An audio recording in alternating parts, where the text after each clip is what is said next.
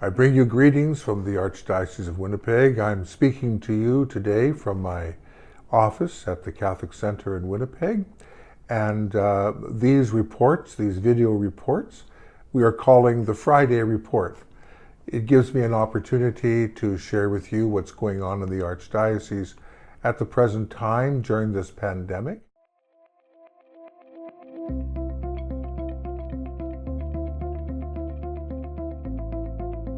Good morning, everyone. This is Archbishop Richard Gagnon here, and this is our Friday report for March the 7th. Thank you very much for joining us. Thank you, Janelle, for joining us today. Today is our last day of our Friday report. It's the last edition of the Friday report, and so we thought we'd just put a few things together for you.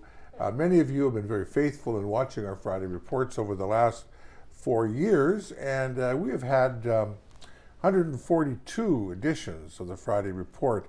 So this is our 143rd Friday Report for the Archdiocese of Winnipeg. I'm speaking to you now in my office in the Catholic Center, and it's a beautiful day today. However, you probably have noticed that this can't be a Friday because we have ashes on our foreheads. We're recording this on Ash Wednesday. So a blessed Lent to all of you. Today is the feast day of St. Perpetua and Felicity. These are two young women who died for their Catholic faith. And at the first few centuries of the Church, they've inspired by their example millions of people ever since. And also, too, it's a World Day of Prayer today. And this is an inter-church day, 165 countries around the world. Women's groups, different women's organizations have encouraged there be ecumenical prayer today to help us to cope with and to discern properly the signs of the times in which we are living. We have many challenging things today that we're dealing with in the year 2025. So this is our Friday morning report, and I thought we would today just go back on a few of the reports that we've had over the years, the last 4 years. And we started off, as you know, I was sitting right here in this chair 4 years ago in, I guess it was in March, was it? March. It was March. March 2020, so 5 years ago. 5 years ago now. Yeah. So this month is conveniently the 5-year anniversary of the Friday Report. Yes. And we sat here to talk about the COVID-19 pandemic and the effects on the church. Yeah, thanks. Yeah. Thanks, Janelle. We decided we'd just sit down and speak with you today without any formalized notes or anything like that, which has been the manner we've been doing this Friday Report anyways. So on March 27th, 2020 was our first Friday Report. I sat here in this chair. And of course, now in that spring of 2020, we were beginning to realize that there was a health issue throughout the world in the COVID-19 pandemic. We started calling it a pandemic about this time of year.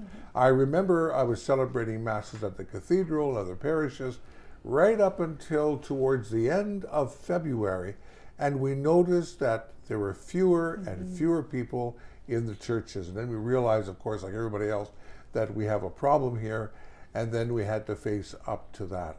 And so the first Friday Report had to do with the recognition of the reality of the pandemic that was upon us. So you'll see here in a minute or two a couple excerpts from the March 27th, 2020 Friday Report. I was very kind of awkward at first in the Friday reports. It was a new thing for many people to have a digital kind of presence online.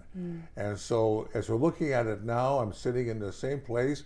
I probably look a little thinner back then, but nevertheless, this is what I said. But with the cancellation of masses, I think we can look at that simply as a kind of an act of charity to our neighbor.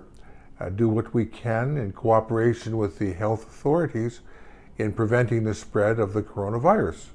And we do that willingly, even though it's a sacrifice, but we do so in a spirit of prayer and charity.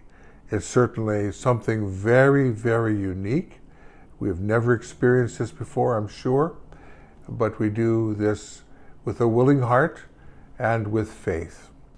So there was our first report, as you can see, and we were all struggling with these protocols. The protocols were complicated. Each province had their own protocols, and we had these weekly transmissions from Dr. Rusin, who was the medical officer for Manitoba, and these things keep changing. People in the parishes wanted to know what was going on. So we did produce another video at St. John 23rd Parish, actually. And when was that? That was May. Janelle, right? Yeah. That was in May 2020. And it was about the protocols. We came up with protocols for the whole Archdiocese. And this is what it looked like back then. Hello, I am Archbishop Richard Gagnon in the city of Winnipeg, speaking to you from St. John 23rd Parish. I'm going to speak to you today about our new protocols as we open up our churches once again to public worship. Public celebrations of the sacraments will once again be celebrated in our Archdiocese. Please see the memorandum from Archbishop Gagnon for full details on how these celebrations should be carried out and on the protocols in place. Please speak with your parish priest for further details. Parishes will have their own plans on how to regulate the number of people in the church and regularly ensure worship spaces are kept sanitized. Please be respectful of each parish's decision. You can see there, it's a combination of two things. One, myself speaking in the Friday report. Then we had produced a video for the parishes to watch, and you can see the young adults there showing how to react to the protocols. You were on that that day, Janelle. It was, yeah. That was so by May things were starting to open up a little bit, and of course we went through this opening and closing of the church and just different things that we could do. And I remember that was our way of explaining simply and clearly what going to Mass would look like, still in the pandemic, but a little bit of loosening of restrictions and just how to go about it. And there was, times you can only have 25 people in Mass or 25%. And I think the Friday report initially also gave us the opportunity to clarify what was coming from the province and how it applied to us and make it very digestible and understandable for everyone. And I want to note as well, all of these protocols that we had were also made in collaboration with Archdiocese of St. Boniface and the, I want to say also Kuwait and Lapah. Kuwait and Lapah, Archparchy, as a matter of fact, throughout Manitoba. All of Manitoba, so everyone was on the same page. And that was really nice because it meant, everyone was on the same page, there was an understanding, and we're all kind of going through this in unison. Yeah. And there was an element of fear everywhere because it was something new in people's lives. Everybody was experiencing this. None of us could remember the Spanish flu in 1917. And so there was this fear and the unknown as well. Yeah. And I must say that the pandemic affected many people in a rather severe way. Many people had trauma by those years. The older people that had family who could not visit them. We had marriages and funerals. The whole families couldn't attend these things.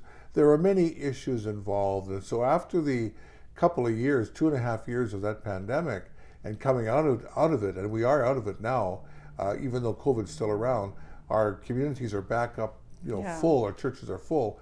Still, we've all been affected by this in a severe way, right? I think so. But at the same time, Janelle, and this is where you come in, because you followed Christian Martinez, and Christian was our youth minister who became the communications officer, and you worked with Christian on social media, right? Then Christian left the communications offices for another employment, and then Janelle succeeded him. And so you're very familiar with this whole digital reality for us here in the Archdiocese of Winnipeg. Yeah. Also, the COVID did open up new opportunities. We must say that, right? Yeah, absolutely. Well, video work was something. It was funny when Christian hired me. I said, I don't do video editing. That's not a strength of mine. And then it just sort of had to become a strength of mine. Yes. And I learned, and we did it every week for almost 4 years. And so I think it was a good challenge for me.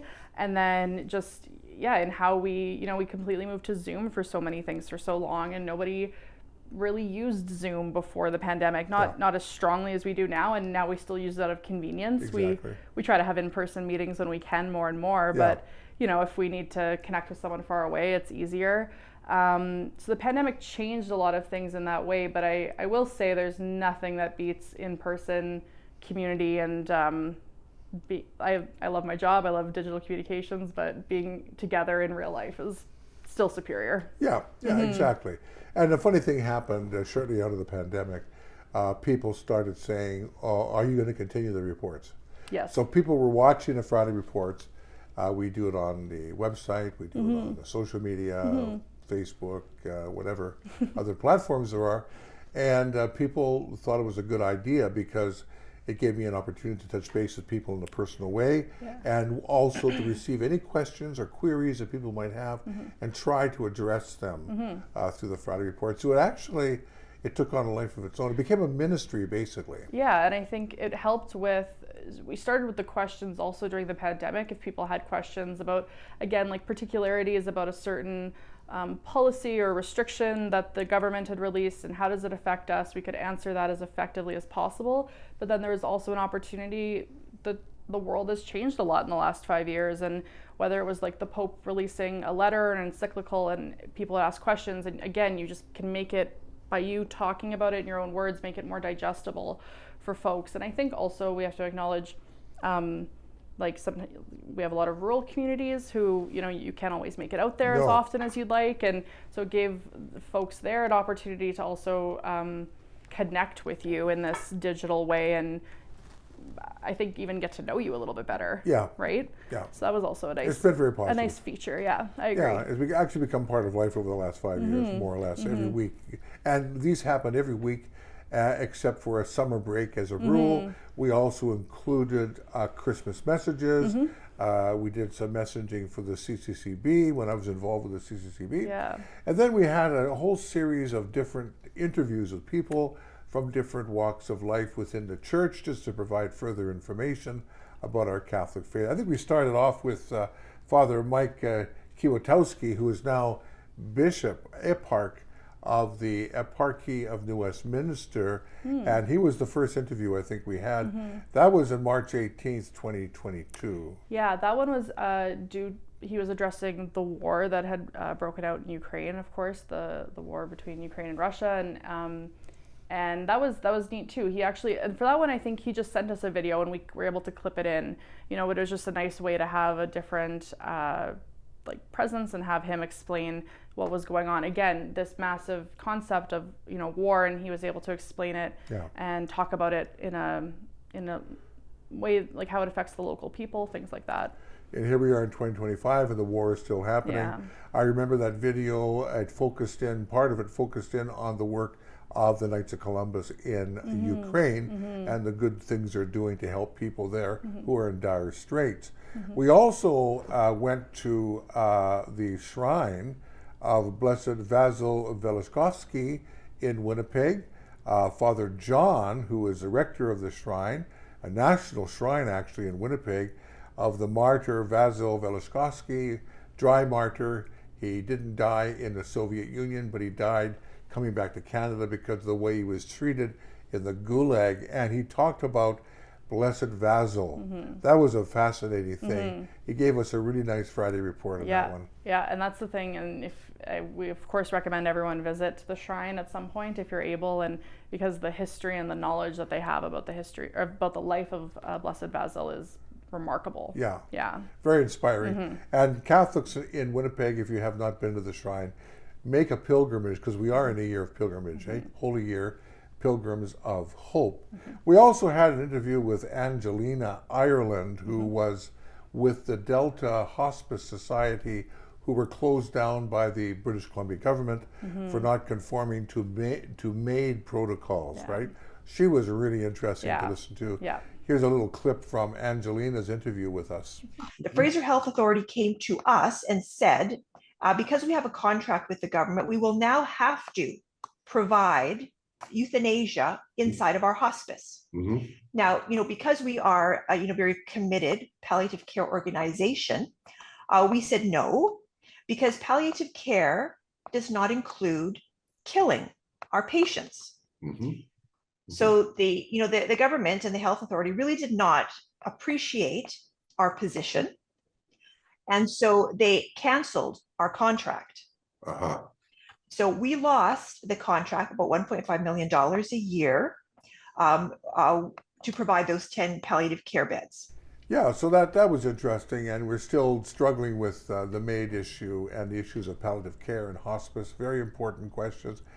She's a very courageous woman who really is a great witness. Another interesting thing was a writer, her name is Joan Fu Mahoney, who spoke to us from Kuala Lumpur in Malaysia.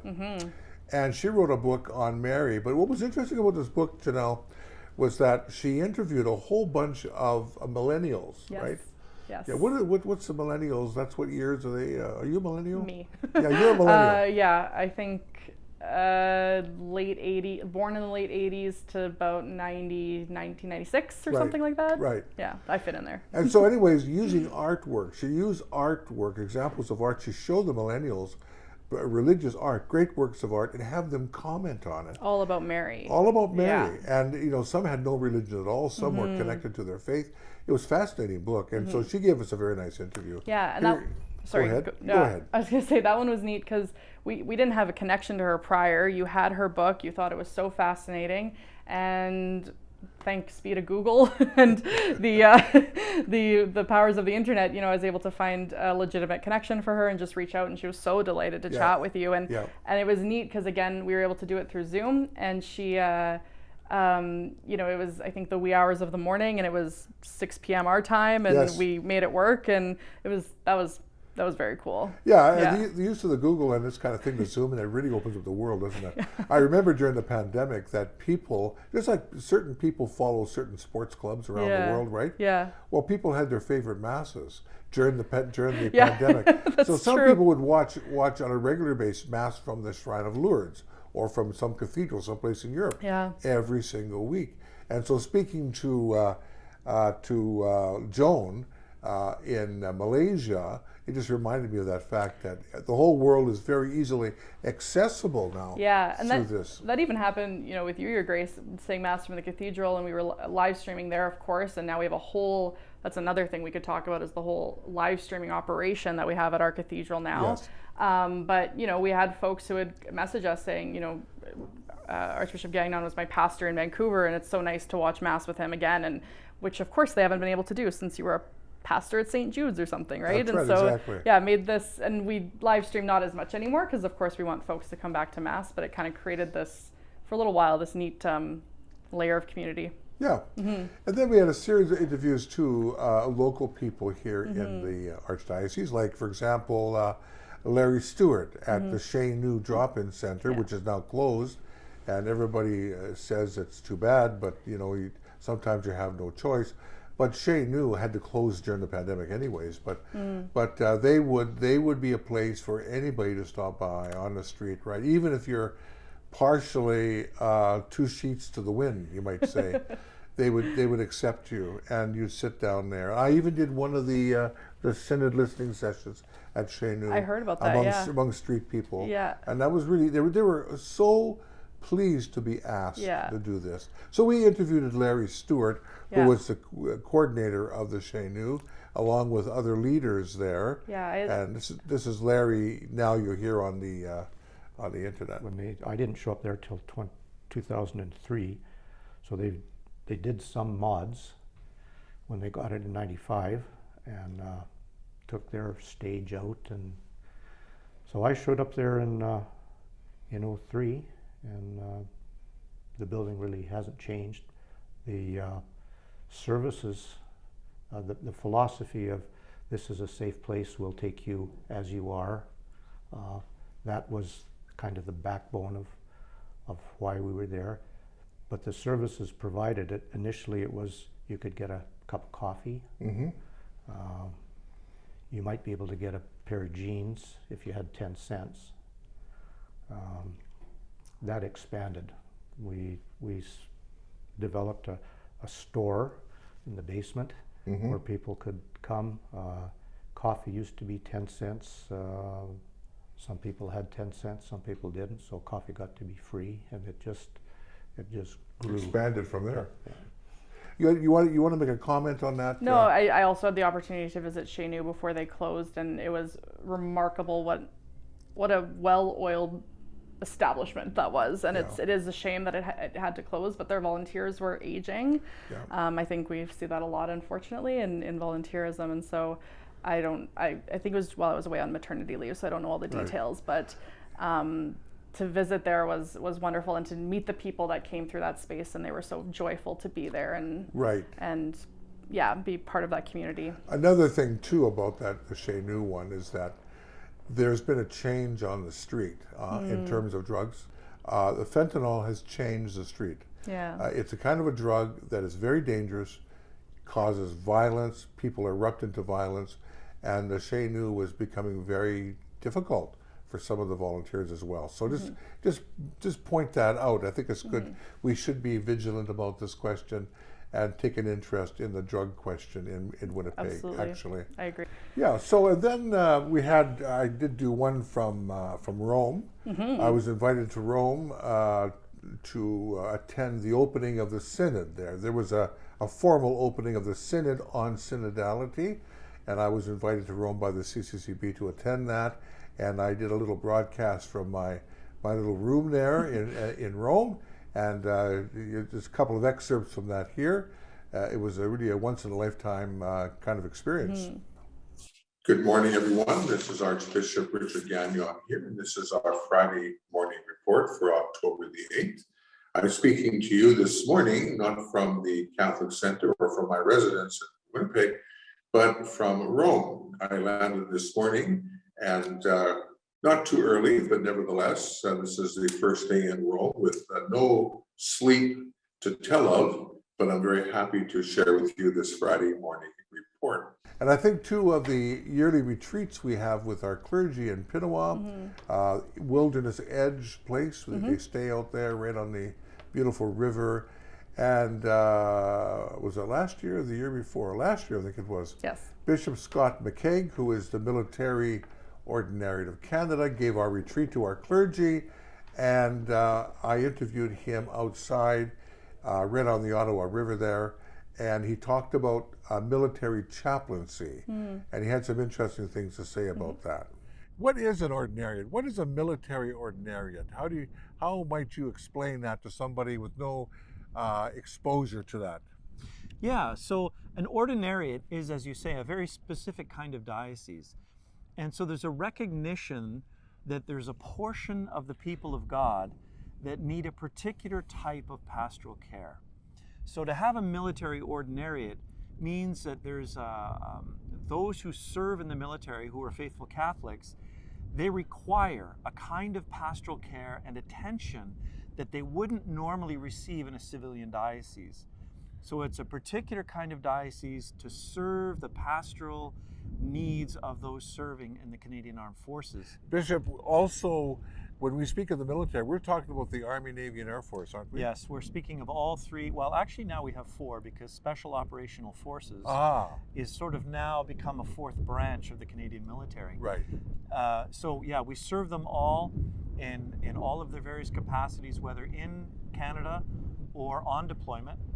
An interesting thing too is it includes Catholics of every single rite of the church. So we have 7 rites and 27 churches, sui juris, which is a fancy name of, we have Byzantine Catholics and Chaldean Catholics and Maronite and Melkite, and so the whole range of Catholics. Those are a few examples of some of the interviews we've done, as well as the regular Friday morning reports. And it's been a real pleasure to have this ministry, totally unexpected. And certainly Janelle has been a real gift to the office. She's worked hard on these things, among other things, putting together diocesan magazine as well. That's always been very interesting to do. It's a lot of work. So thank you, Janelle, for coming into the office and continuing your work there on this. you. And of course, Archbishop Murray will have his own approach to Yeah. things. But this has been a very interesting 5 years of Friday Reports. Yeah, and I also want to thank the colleagues of mine here at the Catholic Center throughout the years. They've also come on for interviews, talked about their ministry, what they're doing in the diocese, things like that. That's always been nice to have as well. So I'm grateful for them. Yeah, I think the communications officers in different dioceses in Canada, let's say Western Canada, for instance, need to get to know each other a little bit more. I just came back from Victoria. I had a meeting with the Western Catholic bishops there in Victoria, and I met the young adult millennial, who is the new person just hired in Victoria, and I can't remember her name. Okay. But one certainly for you, she's heard of you. Oh. And so now you can you can connect with her and share a little bit about the mutual ministry. I think one of the things about the digital ministry that we've been sharing together here in Winnipeg, the Friday Reports every week, it has not been overly onerous. It's been rather spontaneous with a minimal preparation, but it's had good effects, and it's been a great learning experience for myself and for others.